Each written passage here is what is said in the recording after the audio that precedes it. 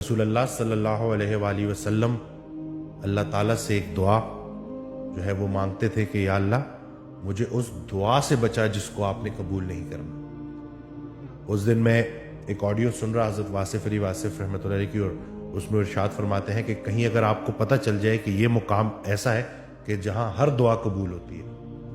اور آپ وہاں پہنچ گئے، تو جو سب سے پہلا کام آپ نے کیا کرنا ہے کہ آپ نے دعا نہیں مانگنی جب تک کہ آپ کو پتہ نہ ہو کہ آپ کیا مانگ رہے۔ قرآن کی آیت ہے کہ ہو سکتا ہے، جس کا مفہوم ہے ہو سکتا ہے تو اپنے لیے کچھ پسند کرو جو تمہارے لیے صحیح نہ ہو سکتا ہے تو اپنے کچھ ناپسند کرو جو تمہارے لیے صحیح ہو۔ تو ہمیں تو یہ بھی نہیں پتہ ہوتا کہ ہم اللہ سے مانگ کیا رہے ہیں، تو بعض اوقات انسان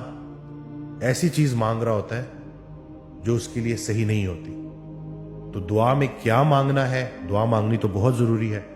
دعا کا یہ جو مقام ہے، اور دعا میں جو سب سے خوبصورت بات ہے وہ یہ ہے کہ دعا مانگنے والا اور دعا سننے والا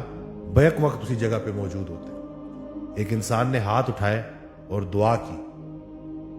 تو جو دعا کر رہا ہے وہ بھی وہاں موجود ہے اور دعا سننے والا بھی وہاں موجود ہے۔ تو یہ بڑا ایک گہرا اور ایک بڑا قریبی تعلق ہے اللہ اور اپنے بندے کا۔